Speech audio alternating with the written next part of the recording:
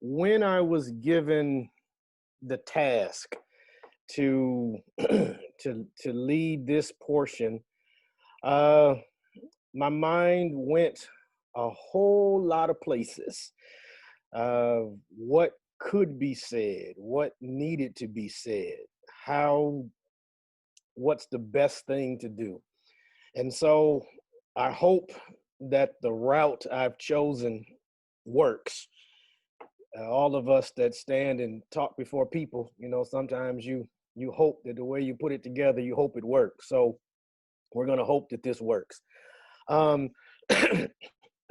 one thing, and maybe not everybody is aware of this, but not only do I serve as the co-chair of the Durham Can strategy team, I also am a member of the Metro IAF strategy team. And Metro IAF is really the regional aspect of the larger IAF. And IAF stands for Industrial Area Foundation. Um, and so what some of us that have participated in Metro IAF meetings as early as late as last year, even some this week, and we'll have another one tomorrow. Uh, Metro IAF really took on the task before this pandemic and before what we're dealing um, with the murder of George Floyd, Breonna Taylor, and Ahmaud Arbery, took on the task of naming aspects of race and how not naming race has had an impact in the organizing that Metro IF and IF as a whole has done. A few things that have always stood out in my 20 years of organizing. It's amazing that I can say 20 years, 2 decades of organizing. Um, is that we've always said, don't do for others what they can do for themselves. And so with that, we always talk about empowering people, making sure that people are brought to the table, hearing from people. And not only have we always said that we don't do for others what they can do for themselves, but even when we've done our work and we listen and we gather our issues through listening sessions, we come back and we determine our priorities and we determine our agenda through a very simple democratic process. What gets the most votes? What gets the most people to stand behind it? And then also, IF as a whole, can specifically, we have always been very intentional with having diverse rooms that were clearly diverse around racial, religious, um, various areas. And then we also have always established that we build power through organized people and organized money. But then we do that through that group of organized people working persistently and consistently together. And the work that IF has put forth um, across the country has been great. It's been phenomenal. Nehemiah Housing, um, up and down the East Coast, uh, the various work that Durham Can has done, our work around affordable housing, our first effort around lead paint, neighborhood improvement. We were really the ones that helped push to get a living wage. First with contracted, then into all employees in the county, and we pushed for that. And so we've done some great and phenomenal work that has developed CAN as a great institution that people that are conscious typically want to be a part of. And so with our great work and our great work within diverse rooms and our great work to help lift and improve the quality of life for varieties of people, we have never fully and specifically address issues of race. And Metro IF has not done that as a model. Can has not done that as a model. And the reality of it is, by not specifically naming or addressing race with regards to the issues that we have been addressing, um, we have done great work, but we've put ourselves sometimes in some vacuums where people who were not fully aware of what we were doing or the impact of our work have oftentimes criticized us by attempting to say that we've not done anything to help Black people, we've not done anything to help Latinos. Uh, and so I can say it because I've been around a long time. There have been times in which people in the city who say they are for justice and for what's right, they have called us a white organization. There's been a time period in which, because Yvonne was our lead organizer, and Mari was and they were our only staff members, there were times people questioned, okay, no, it's not a white organization, but it's a Latino organization. And people have even questioned, not to my face, but I've heard it, that they've had the questions, are the Black people in Can just here, just there to rubber stamp what other people want done? And and so that has been the times in which I heard that, it was very frustrating, angering to me, because I understood that when we were fighting for better wages, when we were fighting for changes to policies, and when we were fighting to get rid of a police chief and get a new one, these were all things that would directly impact people that look like me. But oftentimes we did them because they were right, but we never named the need to do it based upon racial issues. I'm not saying that it never came up. I'm not saying it didn't come up in conversation, but it was never what was lifted as raised from a more of a corporate perspective. Why do I mention that? Because as Bishop Laney has put out in his wonderful frame, a theological frame, we are now confronted with something that is specifically naming race. I read somewhere a few weeks ago, what could actually trump COVID-19? The pandemic of racism. That here we are, everybody's at stay at home, everybody's panicked, everybody's worried. And what takes center stage over and above the concern and the care and the dealing with the pandemic of, excuse me, of COVID-19, it's this ongoing pandemic of racism. And so the work that we do as an organization is still vital to what we want to establish in our city, in our community. But if we're going to do it effectively, we have to be willing to speak up and to name that race is oftentimes a contributing factor to how things have been done. Some people may disagree, but that is really the reality. Um, we said it when there was the whole push around McDougal Terrace. Uh, if McDougal Terrace had been a property where it was not primarily female-led head of households and African-American families, there is no way in hell it would have been going on the same way it was going on for so long. But as Bishop Laney stated, one of the things is we've allowed ourselves through our own other activities to look the other way, to not see it as maybe as dire of a need as it actually is, or actually, well, it actually is, because it's still going on. It's not fixed yet. So it's not as we can say it was, it still is. Um, and so the great work of Can, and I do not take away from anything that we've done. I want to make that very clear. We don't take anything away from that.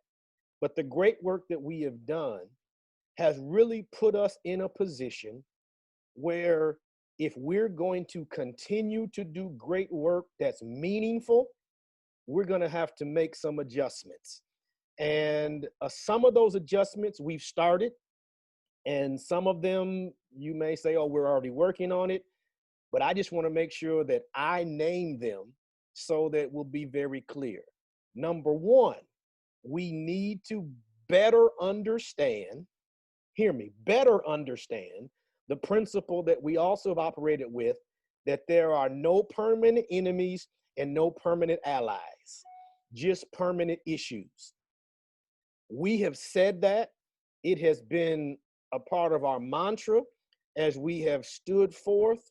But what we need to be very careful of, and if this offends my Lord, your God, it just has to offend. But the reality of it is Durham has what is now considered to be a progressive elected electorate, elected officials. And if we're not careful, we will find ourselves sitting on the sidelines while people are still disenfranchised, are still left out, because we believe that people who have sided with us in the past, people who have said yes easily to all of our demands and requests, are the very same people now in position to give us what we need and to comply with us. But there has to be a confronting of what some people in Durham are addressing as a progressive agenda that is still isolating, Lord have mercy, ignoring and impacting the disenfranchised people that we say we are trying to help. If we're going to be the can of the future, the Durham can of the future, we need to make some turns, and we need to become much more intentional. And we've said this, but much more intentional in ensuring that affected people are the people that we're also trying to connect and organize and listen to. We cannot just have meetings and listening sessions among our own congregations and assemblies and groups, and then attempt to rally our own people around issues that may not impact them, that, or if they do impact them, it's not to the same level. If we're going to really do some work that's going to keep us on the cutting edge, keep us in the front, making an impact in Durham, we're going to have to make sure that when we do listening sessions, when we gather, that we're actually listening to the people who actually are dealing with the problems of affordable housing. We're going to have to listen to the people who are still struggling with jobs and public transportation. Because if we don't, we are going to find ourselves becoming the couture organizing group in the city, and not one that is yet on the ground, that is being touched and listened and heard and touched and actually impacted by people who are being impacted by the very things that we are addressing. Somebody may say, well, what do you mean by this, Herb? Well, I think the majority of us on this Zoom call have no problem in acknowledging the need to organize around issues that come from the White House, issues of 45. We have no problem saying, yes, we have to organize what we need to do. But here's the question, and I'm not saying that any elected official in Durham is on the same level of 45, of Trump. I'm not saying that at all. But there still are some things in which we do need to rally and organize and possibly stand against some things that may come down from Mayor Schul, who has been a friend of ours, who is oftentimes come, and his congregation is, his faith community is a member of our group. So the question becomes, how do we address this? This is difficult to do if we're looking at this as everybody is always going to have to be friendly, and we only go after people who are quote unquote deemed evil, because it is very possible that somebody cannot be deemed evil, but they can still be pushing for policies and procedures that can evilly impact people who do not know how to stand up and speak for themselves. So part of our challenge is going to have to be, how do we look at organizing in a community that's considered to be progressive, a community that, though there is protest, it has not turned violent. Though there is protest, it has not been to the point of destruction of property. And so people are like, oh, Durham is so wonderful and Durham is great. Durham is a great place to live, but Durham yet has some things that need to be addressed. And if we're going to be true to who we are, then we have to be willing to confront that some people who have been allies may now become targets. This came up with the bond of last year. This was major issue with the bond. When it first was discussed, I was not at that Metro Council, but Lord knows, I had text messages, voicemails. I was like, great day from heaven. I'm like, what in the world is going on? And so then you come back and you're trying to gather and ascertain and listen here and do this meeting and hear this. And then we still took our time in trying to walk through how to handle the bond issue. And even in our attempts to try to handle it and be mindful of differing views, we still found a major rift that sprung up within our organization. And it's a rift that some of us still feel rumblings from, and others still see potential further cracking from it. And some of you may or may not know, but the fact that we did not support the bond, we didn't oppose it. And from one perspective within a group of us, we were sitting back saying they should be glad that we didn't oppose it. We just sat out. We didn't say yay or nay. We just sat out. Well, we could have opposed it, but we didn't. Only to see how, when it passes and they put forth the plan for the budget, everything that we were talking about and worried about blossoms to the forefront. And then all of a sudden, some people who were so adamant that how could you turn down this? How could you go against this? All of a sudden, a group of people were like, wow, maybe you were right. Well, the only way that we could become right was, in that instance, we had to go about attempting to organize slightly different. And just once again, the history of it was, amongst the strategy team, there was not consensus. So the strategy team understood that the organization didn't have consensus. So how could we make a stance on it? So we thought to sit it out. But then when I gathered some African-American colleagues and leaders within CAN, there was strong consensus. It was unanimous. And all of a sudden, it became real that if we're going to be a group that's really trying to help everybody, maybe just saying we'll have a Metro Council meeting and we'll just vote based upon who's there, that wouldn't change how we were doing things. That wouldn't change the agenda and the process. And so it required us taking a stance, and it required us going against someone who had been an ally. And I don't know if everybody knows this, but the clergy that were on the meeting last week with, was it last week? Last week with Mayor Schul, it's been so long, so many meetings. The mayor is still, I hate to say it, He's still salty because when we first let him have words, trying to do our follow-up with regard to Fayette Place, 8 months after our last meeting, when he said he'd meet with us in 6 months, have a plan, we met in 8 months, and the first thing he says is, well, I remember the fact that Can did not support the bond, and I was really disappointed. Well, no, we didn't. And some of us that were on the call were texting each other talking about we didn't and we shouldn't.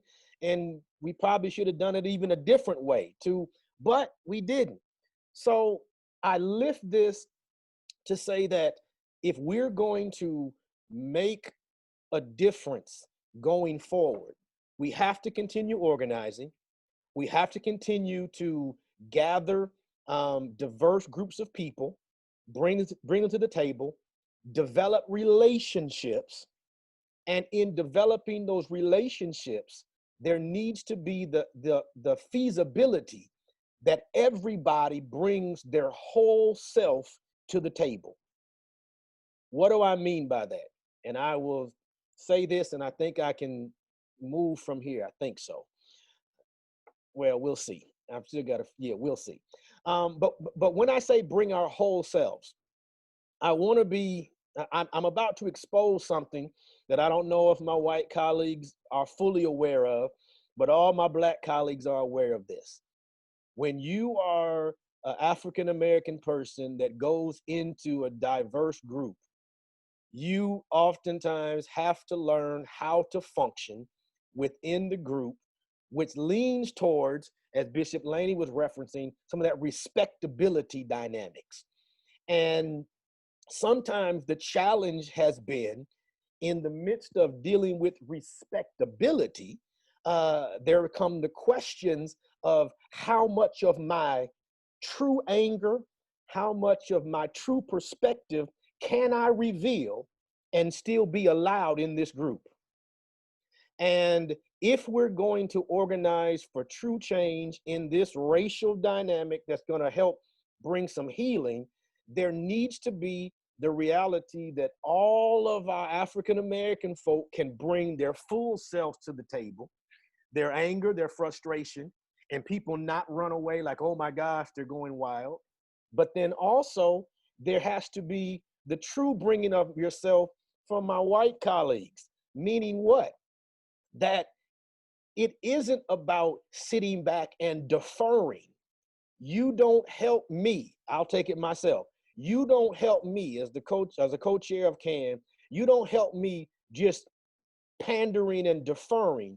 We want to make sure that Herb knows he has authority or he's out front. No, speak up. Tell us. Speak to how you feel. Because if we have relationship, we need to be able to hear how you feel and you hear how I feel. And hopefully we work through that and come to a point that it strengthens what we have in Durham CAN. Durham CAN is wonderfully positioned to be at the forefront of what Durham can become, not just with the quote unquote progressive agenda, but what Durham can become in an agenda that lifts everybody.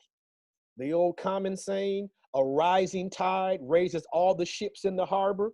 Well, the reality is we've been living in a city where the tide has been rising, but it's only lifted some and it's engulfed others.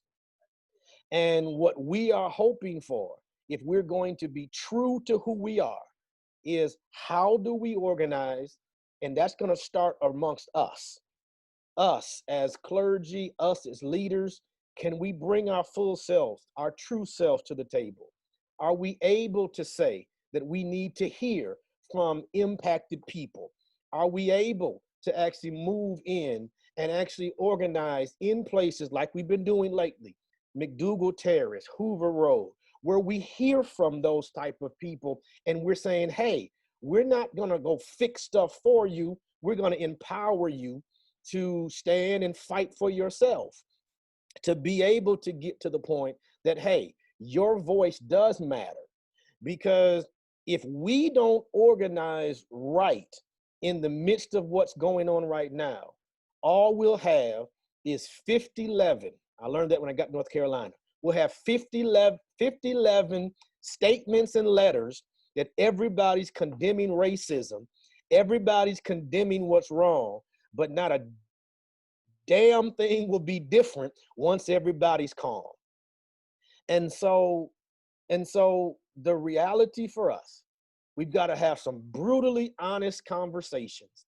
We've got to be able to allow the frustration of people who are frustrated to be heard. And we need to recognize that when they are frustrated, they have a right to be frustrated.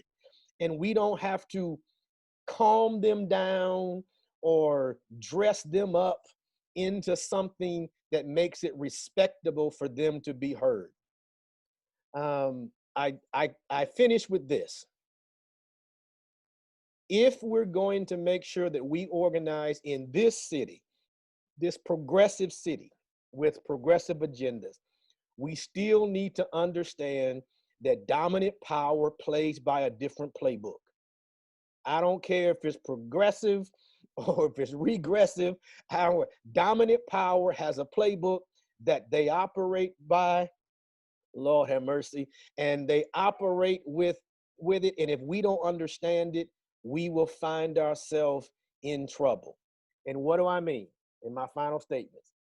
Dominant power loves to separate collaborative groups, because if they can separate, then they can cut into your power. And one way that is done, I'll do it from a very racial perspective. Those who are against something, they love to find somebody of the same race that looks the same to stand up and speak counter to what the group is saying, so that it seems to say, oh, see, it's not that bad. So dominant power is always going to try to separate collaborative groups. My gut says that there was an attempt. I'm not saying who did it because I don't know. There was an attempt around the bond to separate our collaborative power. All right, that's the key. Another part of the dominant power playbook is the giving of crumbs. Now, it may seem like it's not crumbs because it's $95 million. That's not crumbs. But it's crumbs when it comes to fixing what really needs to be fixed. And so oftentimes the tossing, the sprinkling of crumbs, who can we find to give some money to that will silence them? Sometimes giving of crumbs becomes a way of separating collaborative groups. It is a part of what has happened with IAF organizations across Metro IAF. There have been times in which when there were efforts for change, that people in dominant power were sought out African-American leaders, gave them money, gave their congregations funds to get them to be silent or to back off from pushing. And sometimes it works. Crumbs sometimes work, but crumbs should never work if we're in relationship, and it's true relationship, because then we can recognize that it's just an attempt for dominant power to play us. And then another thing, and I finish with this, another part of the dominant power playbook is they love to emphasize past relationships and how we work together, because they want it to seem as if, hey, I'm one of you, I'm on your side. That is why I close once again with, we have no permanent enemies, no permanent allies, just permanent issues. So that's what I wanted to share. I hope and pray that those who planned it and said Herb needs to talk, I hope I at least got on base. I don't know if I got a home run, but at least got on second base. So I pass it back over to Tommy.